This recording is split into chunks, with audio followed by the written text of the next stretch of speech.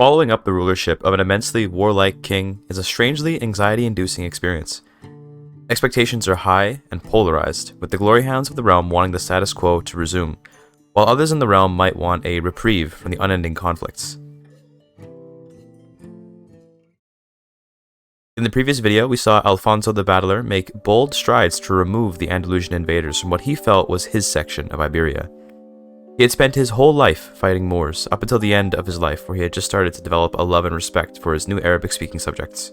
Although his ambitions had included the rest of Hispania, Alfonso passed away before being able to complete his whole ambition. Having outlived all of his own sons, Alfonso left his throne to Guillen, the product of his skillful matchmaking with the Duke of Aquitaine. Although he has claims to a huge portion of Aquitaine, Guillen doesn't seem to be a particularly warlike king. He's a kind and diplomatic king, who clearly intends to bring the realm into a time of prosperity. Let's see how that works out for him. Beyond anything, the king gave the impression that he wanted to see the world. As a boy, he was raised by his father in a very courtly setting, while his grandfather, Alfonso, was king. War was constant, but in the times where Guillen's father could be around, he took him out to explore the beautiful cities of Iberia. He met the Catalans of Barcelona and the Andalusians of Valencia. He met with the French emissaries and even mingled with the resettled Sacalibas in the Pyrenees. Some people accused him of being soft for his demeanor, but there wasn't enough of an upset over it to really be a problem for the king. As an opening to his reign, Guillen started a grand tour of the realm, similarly to his grandfather. Although he's doing it because he needs to, as king, he's honestly just looking for an excuse to see the world. Despite his peaceful nature, there were some minor skirmishes here and there that Guillen watched over without much participation, namely the last war against the Basques of Navarra. They had been pushed to the coast of the Cantabrian Sea, but finally with one last war, the kingdom would be snuffed out. He also used the immense wealth he was collecting from his vassals and domain to create great projects in his holdings like military academies in memory of his grandfather. This is very quickly turning into a boring story, to be honest. Guillen is just too peaceful and kind. Peace is often like this, prosperous but boring. What shook things up though was a story of romance and jealousy. You see, Guillen's marriage has been, as of yet, unsuccessful.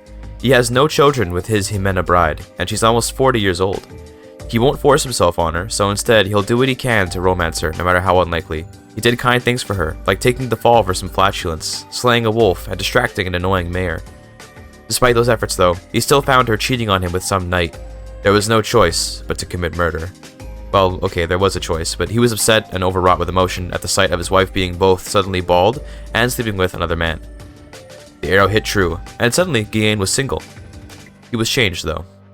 After the incident, he went to his old Sacaliba friends to grieve. He spent so much time with them that he came out of the city a new man.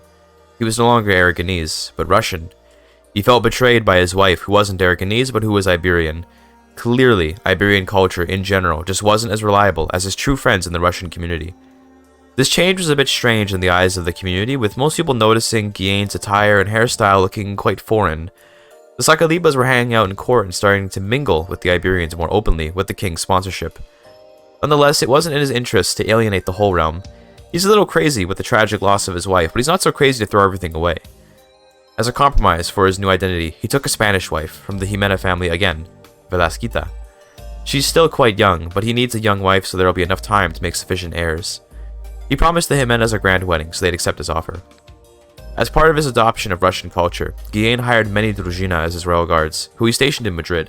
As an opportunity to show off these new royal guards and their ability to fight, Guillen hosted a tournament in Toledo featuring a melee, a duel, and some board games. He'll try his best to win, and he does have a pretty okay chance, but he's certainly an underdog compared to the seasoned warriors of Iberia that lived during Alfonso's time. He didn't qualify for the melee and simply watched from the sidelines. For the duels, he did qualify, and his opponent was an Andalusian, Sufyan. Unfortunately, the king lost immediately and was knocked out right away. For the final event, it was board game night. Again, Guillen did qualify. His first opponent, Ricardo, who won the dueling competition, was caught cheating in the game and promptly was disqualified. Next was Sufyan, who defeated Guillen earlier. Once again, this brilliant Andalusian defeated the king. There was no way this minor noble could defeat the king so easily. He clearly cheated and thus was disqualified. In the next round, a Norseman visiting from the Danelaw managed to defeat Guillen as well, but he cheated too, leaving only one winner left by default, Guillen. Truly, the Aragonese king is a grand master of strategy and cunning with his board game abilities. All the festivities were a great way to spend time while Velasquita grew up, and eventually she did. The marriage was on. It was to be a truly grand wedding which might herald friendship between the Jimena and Alfonso's families for eons to come. Of course, the real plan is to subsume the Jimenas and take their thrones for the Alfonso's name, but that'll all come in due time. During the wedding, a particularly prestigious guest made his attendance, the King of France, Guillen, not to be confused with Guillaume, the King of Aragon. The two bonded over their shared name, and a friendship was forged that would outlast the world itself. Well, it would if only the Frenchman weren't so old and drunk that he likely didn't have long left to enjoy the friendship. After consummating the marriage, Blasquita and Guillaume fell in love. The grandiosity of the marriage and the beauty of the moment let the two really connect and feel more than just a political nature to the marriage. The wedding was over, and Guillaume came out of it with a new friend and a new soulmate, ready to continue his great reign. Despite only having done one war against Navarra earlier, his prestige in the medieval world has skyrocketed. It could be argued that his fame was built on the back of his grandfather's accomplishments, but to say that he didn't have a talent of his own for running a prosperous kingdom would be preposterous. Shortly after the wedding, Blasquita became pregnant, leaving the succession safe. As was traditional for the Aragonese people, Guillaume went hunting to celebrate his coming heir, although he's adopted a Russian style himself now. He still lives in Aragon, so hunting is common enough. It turned out that the friendship between the two kings would have quite some use politically. Guillaume of Aragon still had his claims to Aquitaine, and he spoke with Guillaume of France about those claims. The king said he'd be willing to acknowledge and even allow the transfer of the duchies to him, but in order to save face at court, the two have to have a conflict that at least appears real. Looking to improve his own reputation away from a complete pacifist, Guillaume of Aragon agreed, and a war was declared between two friends looking to keep appearances. Guillaume of Aragon even called his allies from Castile in an attempt to solidify their bonds in war. The war was clearly in Aragon's favor, but the French king did put up a fight which was realistic enough to leave no question in any onlooker's mind that this was a real war. Everything worked out perfectly. To rule Aquitaine in his place, Guillaume appointed his Andalusian half-brother, Garcia, to be duke. Having an Andalusian govern the Occitans might not work out too well, but he wants to do something nice for his family, even if he's a bastard. Unfortunately, after the war ended, the King of France did pass away, leaving his throne to Philippe, who wouldn't give up the rest of Aquitaine in a fake arrangement, how the two friendly kings had agreed before. This meant Guillaume would have to actually fight a war for the rest of his claims. But with his Castilian allies, it shouldn't be hard anyway. He declared a war for the plains of Aquitaine north of the Garonne. The initial conflicts were heavily in Aragon's favor since France was busy fighting another war off in Wales. Even after the Welsh War ended, the French armies were trounced by the professional Drugina warriors, and Aquitaine was handed off to Aragon. The Occitans likely wouldn't have had too much of a problem with being ruled by Iberians given their closeness, but Guillaume's brother so far has been quite a cruel ruler, being dubbed the Terrible for his poor treatment of his lesser lords. Perhaps bastards really aren't cut out for rulership. He was barely even holding on to his throne, seeming to be losing it to local Occitan lords. To celebrate his recent conquests, Guillaume went on a trip across the kingdom to once again spend time with his vassals and amongst the locals. He's mostly ignoring his brother's missteps across the Pyrenees, hoping he'll resolve them on his own. While traveling across his Andalusian territories, he had a lot of positive experiences, with even his stoic Drugina enjoying the festivities that were set up for them. The closeness between Andalusians and Russians was starting to outdo even that of the Russians and Aragonese themselves. There was some fear that Guillaume would drive the realm in a more Andalusian direction rather than an Aragonese one, and indeed those worries were somewhat justified.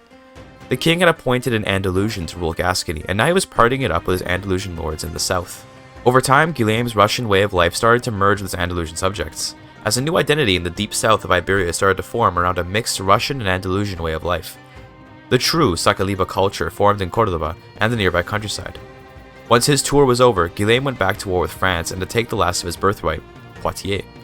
It was at the same time that a series of tragic deaths resulted in his beloved wife, Blasquita, becoming the Queen of Castile. Guillaume's involvement in their deaths was something many conspiracy theorists believed, but the wider consensus that the Jimena family simply succumbed to bad luck and a curse upon their house for not being as successful as the Alfonsos. With this situation, Castile and Aragon have bound themselves to each other dynastically, since although for now they are separate realms, the children of these rulers will inherit the kingdoms of Iberia under one house. The war with France was relatively uneventful on account of its ease, and now Aragon's domain stretches from the Loire to the Guadalquivir. Despite his poor statesmanship, Guillaume gave control of Poitiers to his brother Garcia once again. As part of further military ambitions from some of his vassals, Guillaume made some small invasions further into western Andalusian territory. Up to now, the Badajoz region was mostly untouched by Christian reconquistadors on account of their lack of interest. The major cities had already been conquered, but that uneasy peace came to an end with the cultural divide between Sacalibas and Andalusians.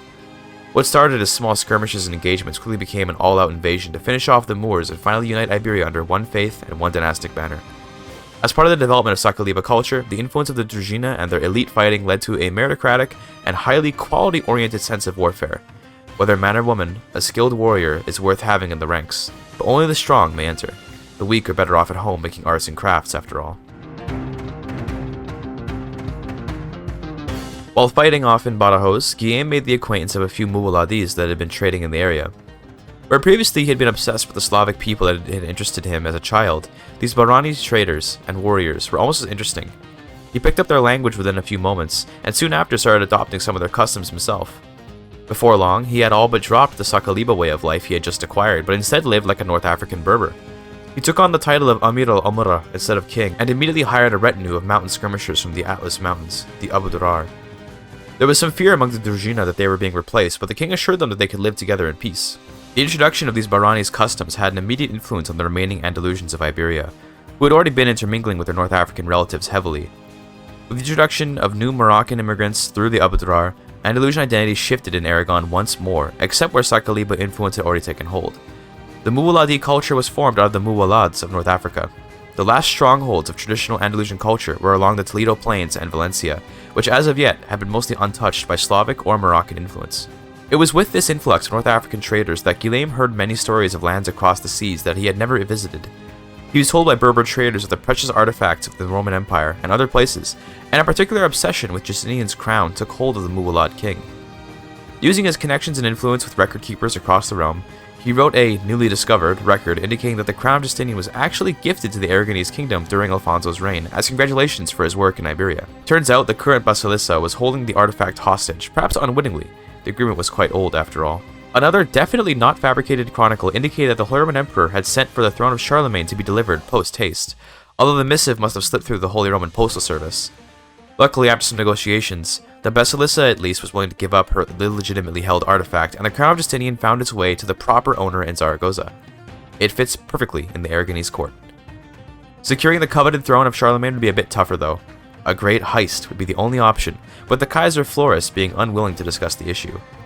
Although at first extremely unlikely, over time more conspirators joined the plot to secure the throne, and a collection of agents infiltrated the royal palace of Aachen with the intent to escape with the throne. To ward off suspicion, Guillen took a trip around Iberia once more, so it would appear that he was too busy checking up on his vassals to possibly orchestrate such a theft. While off in the Basque country gallivanting through the countryside, he heard the pleasant news that the Kaiser lost his mind as the throne was missing overnight. The throne of Charlemagne has found its proper home amongst the Aragonese, as it should be. Slipping out of the RP for a second, fabricating artifact claims with how easy it is to make prestige in the game now is absolutely hilarious and lots of fun. I highly recommend the diplomat path of the diplomacy perks just to do this. Finishing up his trip around Iberia, Guillen took a seat in his new throne, looking upon the crown of Justinian. It's beautiful. Off in England, he has obligations to his Welsh allies, who he'd forgotten he'd even made an alliance with, but he left his generals to handle it. Instead, he'll admire his works in Iberia. The peninsula is ruled by him and his soulmate wife, who jointly have accomplished more than any other Iberian lord. While sitting back and enjoying his throne, though, he remembered his old friend, Guillen, the French king. He had attended that wedding all that time back, where he first fell in love with his Spanish wife. In many ways, he owed Guillen everything for assuring him of his wedding and being a good friend about his Gascon birthright. As a nod to his late friend, Guillen did one last drastic rewrite of Aragonese history. He cut his hair and beard in the same style as the old French king, and boldly entered the French world. He used his access to tutors of all kinds to learn as much as he could about France and its history. He was so good at blending with other cultures that many started to wonder what culture he grew up with. Was he even Aragonese? Wasn't he Russian for a while? What happened to that? The world was confused, but in order to settle the matter once and for all, Guillen would give a speech to his subjects, addressing them in his new native language, French. Il y a des ans depuis mon grand-père était le roi de ce royaume. Quand j'héritais le trône, je me demandais si je suivrais ses traces. La guerre, elle est une malice nécessaire, je ne me cache pas de ça. Même que j'ai des hésitations, je pense que la direction du royaume est juste. Néanmoins, cette paix s'est créée des circonstances étranges. Regardez à gauche et à droite. Où viennent ces peuples? Sont-ils des étrangers ou des compatriotes? Aimez-vous vos voisins? Moi, j'aime tous mes sujets, bien qu'ils viennent de la Russie ou du Maghreb. Malgré ça, ils viennent à Iberia. N'importe qui dire que les Sakalibes sont russes? Les Aragonais, les Castellans, les Catalans, les Andalous, les Sakalibes ou les Marocains Ils font l'identité d'Iberia. Je ne suis aucune de ces peuples. Je suis quoi que ce soit qui me rende heureux, la même pour mes sujets. Il n'y a pas de loi inégale pour tout le monde qui suit Dieu. Maintenant, je vous adresse en français parce que j'aime la culture de mon ami mort, Guillen. L'amitié, ça surpasse tout, selon moi. Les peuples que vous avez regardés avant, ils sont vos amis s'ils vivent en votre quartier. Ils sont vos amis s'ils sourient. Je vous demande, apprenez les langues de vos amis. Adoptez les cultures de vos amis pour qu'Iberia sera la terre d'amitié plus célèbre du monde. Laisse que mon amitié avec Guillen être l'exemple à tout. Je suis français. Je suis aragonais. Je suis ibérique. Je suis votre roi. Vous êtes mes sujets également. J'espère que la question de ma culture est répondue. Depuis la vie de mon grand-père, le monde a changé même que nous. Embrasse-la, comme moi. Shortly after his speech to the realm, tragedy struck, as Belasquita, his beloved, passed away while giving birth to another of their children. Neither his wife nor the child survived. His daughter, Genia, who had adopted French culture like her father, became Queen of Castile, while his granddaughter, Aisha, took over Leon. She was too young to have been affected by the king's speech, and so remained a Muladi lady. It was with Velasquita's passing that Iberia became at least dynastically unified, although still not quite completely unified under one crown. The next step to unify the crowns would be as simple as a mock war to give the troops some practice. War was necessary, even between daughter and father, in order to give the image of strength to his subjects, but Genia maybe was falling for the trappings of real power. Perhaps she'd put up a real fight. Unfortunately for the future of unified Iberia, Guillen passed away rather unexpectedly. Maybe he hadn't noticed his age catching up with him due to all the work he had been doing. The mock war in Castile, while a mock war, was nonetheless a war that had to appear real. Having failed to establish a properly communicated line of succession, the throne of Aragon was passed along to his grandson, Guillen II, with every other crown being divided up amongst his various sons. Suddenly, Iberia was split into the original Aragonese realm and its Gascon territories: Andalusia, Badajoz, Valencia, Navarra, Leon, and Castile. Aragon's regent is Guillen II's great-uncle, Garcia, who had been put in charge of Gascony earlier. If his rulership of the border territories in France was anything to base his regency off of, the realm might see some trouble. The various kingdoms of Iberia are still unified in dynasty, with Valencia under Uncle Voislav, Andalusia controlled by Uncle Daniel, Badajoz is run by Uncle Walid. Don't be fooled by their names, these are the French kings of Iberia. Even Navarra is ruled by a French king, Iyad. All of these kings are Guillen II's uncles, and should some unfortunate deaths take place, then the empire might yet be united, but for now, the realms are separate. Only Daniel of Andalusia is even an adult himself, just barely, but every other uncle will need time to figure out their own goals and personalities. Will they return to the fold? Will they strike out their own attempt at becoming the head honcho of Iberia? Even further so, will the French kings of Iberia maintain their identity? Guillen II himself is a muwalad still, but he's young enough to be whatever he wants. Perhaps his great-uncle Garcia will take him in another direction. Time will tell, but for now, Iberia's fate is shrouded in mystery. That'll be all for now. Like the first part, let me know what you think of the foreign language speech. Oh, and to the commenters from last video, you know who you are. Yes, Alfonso the Battler is Aragonese, not Castilian, and therefore he'd have spoken Aragonese, not Spanish. My guy, do you want me to learn Aragonese or something? Damn language is spoken by 12,000 boomers in the Pyrenees. Would be kinda gigachad to learn an extremely obscure Iberian language just for the memes. Maybe next video, if Aragonese culture can make a comeback, I'll give a simple speech in Aragonese.